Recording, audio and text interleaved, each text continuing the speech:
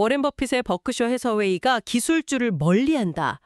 이건 이제 정말 옛말이 된 것 같습니다. 네, 완전히요. 2025년 3분기에 버크셔가 구글의 모 회사죠, 알파벳에 무려 43억 달러, 우리 돈으로 정말 수조 원을 투자했다는 소식이 들려왔어요. 이걸 그냥 버크셔가 기술주 하나 샀네 정도로 보면 절대 안 되는 이유가 있습니다. 그렇죠. 워렌 버핏이 바로 2025년 말에 CEO 자리에서 물러나기로 한 바로 그 시점과 딱 맞물려서 나온 결정이거든요.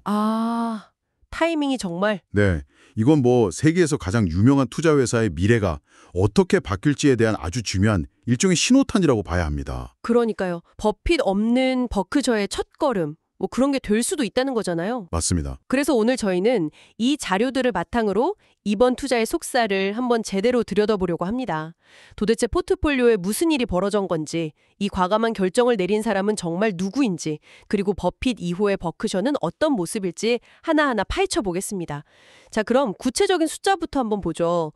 2025년 3분기 SEC 공시 자료를 보니까 버크셔가 알파벳 주식을 총 1,784만 주 넘게 새로 샀더라고요. 네, 금액으로 따지면 43억, 거의 44억 달러에 가까운 엄청난 돈이죠. 와. 맞습니다. 이 투자 한 방으로 알파벳은 버크셔의 포트폴리오에서 단숨에 10번째로 큰 종목이 됐습니다. 새로 들어오자마자 바로 탑10이라니. 그렇죠. 새로 들어온 종목이 곧바로 탑10에 올랐다는 것 자체가 이번 베팅이 얼마나 강력했는지 보여주는 대목이죠. 잠깐만요. 근데 여기서 제가 자료 보다가 좀 놀랐던 부분이 있어요. 어떤 부분이시죠? 버크셔가 투자할 때 알파벳 주가가 이미 연초 대비 46%나 급등한 상태였다면서요. 네. 아니 이건 남들이 공포에 떨 때 사고 환호할 때 팔아라라는 버핏의 제2원칙과는 완전히 반대되는 움직임 아닌가요? 바로 그 지점이 이번 투자의 핵심을 꿰뚫는 포인트입니다. 역시. 전통적인 버핏의 방식이었다면 절대 상상할 수 없는 타이밍이죠. 그렇죠. 이건 더 이상 저평가된 헐값 주식을 찾는 게 아니라 시장의 강력한 성장 동력, 그러니까 모멘텀에 올라타는 전략으로의 변화를 보여주는 겁니다. 모멘텀에 올라탄다? 네. AI라는 거대한 파도가 오고 있는데 가장 튼튼한 배에 올라타는 게 합리적이라고 판단한 거죠. 와, 그렇군요. 가장 튼튼한 배에 올라탄다. 그럼 이 알파벳이라는 새로운 거대한 조각을 끼워 넣으려고 기존에 어떤 조각들을 빼냈는지도 궁금해지네요. 네, 그것도 중요하죠. 포트폴리오의 다른 쪽에서는 어떤 움직임이 있었나요? 이게 더 큰 그림을 보여줄 것 같아요. 물론입니다. 가장 눈에 띄는 건 역시 애플입니다. 애플. 보유 지분의 15%, 약 4,179만 주를 추가로 팔았습니다. 꽤 많이 팔았네요. 물론 아직도 60억 7천억 달러어치를 가지고 있어서 부동의 1위이긴 하지만 한때 보유했던 주식의 거의 4분의 3을 덜어낸 셈이에요.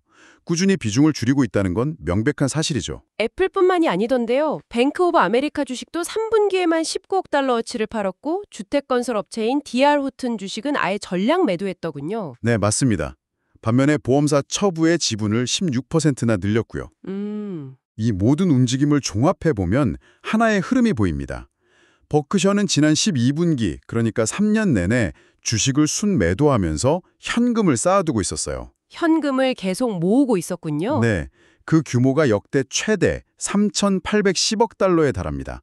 시장이 너무 비싸다고 보고 극도로 몸을 사리던 와중에 유독 알파벳에만 43억 달러라는 거액을 썼다는 거죠. 이건 이 회사에 대한 확신이 정말 엄청나다는 뜻입니다. 듣고 보니 정말 그러네요. 시장 전체는 비싸다고 보면서 현금만 쌓다가 딱 한 종목에 수조 원을 투자했다. 그럼 모두가 궁금해하는 질문을 던져봐야겠네요. 네. 이 결정, 과연 워렌 버핏 본인의 생각이었을까요? 모든 정황은 버핏이 아니라 그의 후계자들을 가리키고 있습니다. 역시. 일단 43억 달러라는 규모 자체가 버핏이 직접 주도하는 수백억 달러짜리 초대형 투자, 예를 들어 애플이나 뱅크 오브 아메리카 같은 것과는 결이 좀 다릅니다. 규모가 좀 작다. 그렇죠. 이 정도 규모는 보통 그의 투자 매니저인 토드 콤즈와 테드 웨슬러의 독립적인 권한 범위에 더 가깝죠. 그 두 사람이군요. 2019년에 버핏이 평생 피해왔던 또 다른 기술 거인, 아마존 투자를 주도했던 바로 그 사람들이죠. 맞습니다. 나중에 버핏 본인도 아마존을 더 일찍 사지 않은 게 멍청한 실수였다고 인정하면서도 그들의 결정을 지지했었잖아요. 바로 그겁니다. 그래서 이번 투자가 더 흥미로운 거예요. 어떤 점에서요? 단순히 새로운 아이디어가 아니라 어쩌면 과거의 가장 큰 실수를 바로잡으려는 움직임으로도 볼 수 있거든요. 과거의 실수요? 네. 버핏의 오랜 파트너였던 고 찰리 멍거가 생전에 구글의 잠재력을 초기에 놓친 걸 두고 뭐라고 했는지 아세요? 뭐라고 했나요? 아주 직설적으로 우리가 망쳤다. We screwed up 하고 했어요. 맞아요. 버핏도 비슷한 후회를 여러 번 했죠. 초창기 구글 창업자들이 직접 버크셔 사무실로 찾아와서 사업 설명을 했는데 그때 제대로 알아보지 못하고 돌려보냈다고요. 네.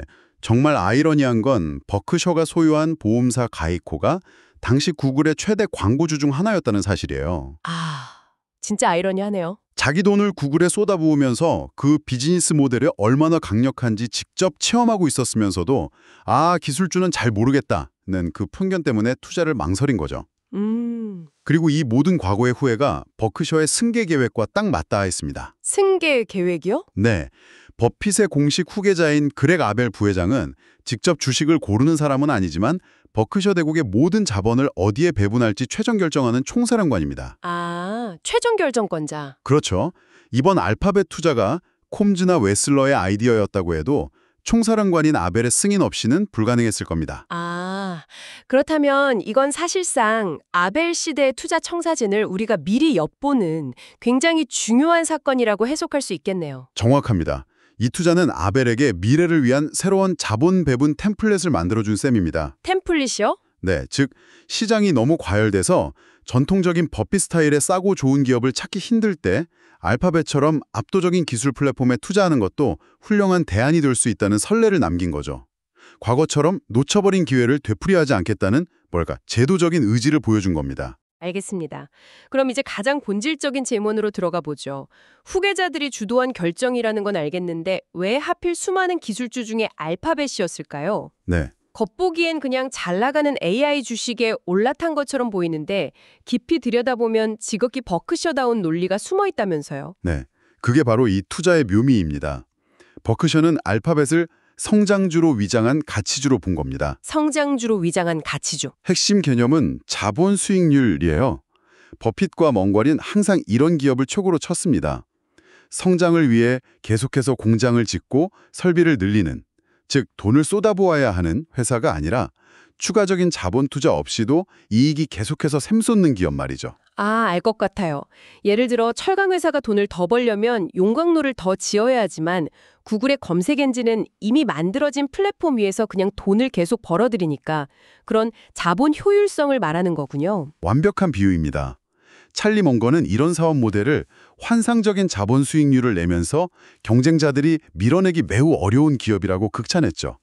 실제로 한 독립 분석기관이 버핏의 투자 모델을 기준으로 알파벳의 기업 가치를 평가했는데 100점 만점을 줬습니다. 와, 100점. 예측 가능한 수익성, 낮은 부채, 높은 이익률까지 버크셔가 중시하는 모든 기준을 완벽하게 충족시킨다는 의미였죠. 결국 겉모습은 첨단 기술주지만 그 속을 들여다보니 버크셔가 평생 찾아 헤매던 자본 효율이 극도로 높은 초우량 기업의 DNA를 가지고 있었다는 거네요. 바로 그거죠. 그리고 역시 AI 얘기를 빼놓을 순 없겠죠. 물론입니다.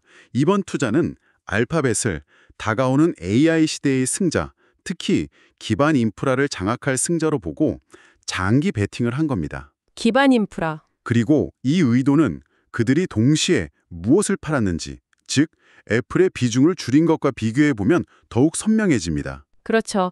애플은 아이폰 성장세가 예전 같지 않다는 우려가 계속 나왔고 다른 빅테크 경쟁사들에 비해 AI 전략이 좀 늦었다는 평가도 있었으니까요. 반면에 알파벳은 AI와 클라우드 사업을 발판으로 새로운 성장 엔진을 달았다는 평가를 받고 있었죠. 네. 이걸 종합하면 버크셔는 이런 판단을 내린 겁니다. 하드웨어와 소비자 생태계라는 과거의 해자, 모트를 가진 애플의 비중을 줄이고 플랫폼과 AI 인프라라는 새로운 해자로 자본을 이동시키자. 와, 그 해자라는 표현이 확 와닿네요. 그러니까 과거에 성을 지키던 소비자 생태계라는 해자가 이제는 좀 낡았다고 보고 AI 인프라라는 더 강력하고 새로운 해자로 갈아탄 거군요. 맞습니다.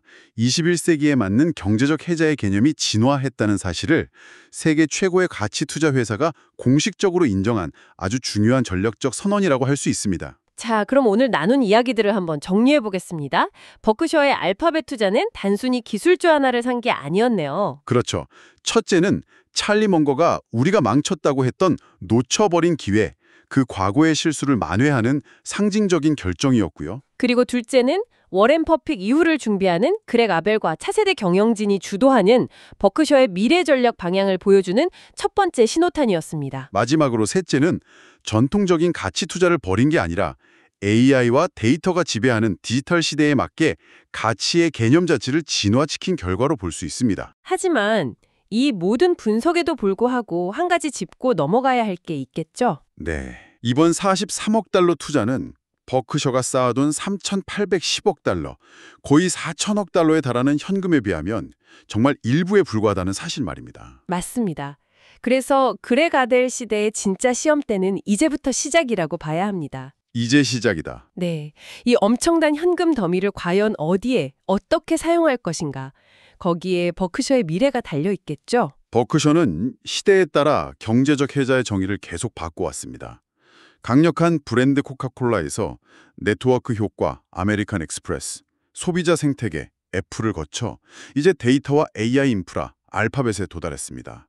여기서 동신께 마지막으로 이런 질문을 한번 던져보고 싶네요. 네. 오늘날의 투자자들이 마치 20년 전 버핏과 먼거가 구글을 눈앞에서 놓쳤던 것처럼 지금 미처 알아보지 못하고 놓치고 있는 차세대 경제적 혜자는 과연 무엇일까요?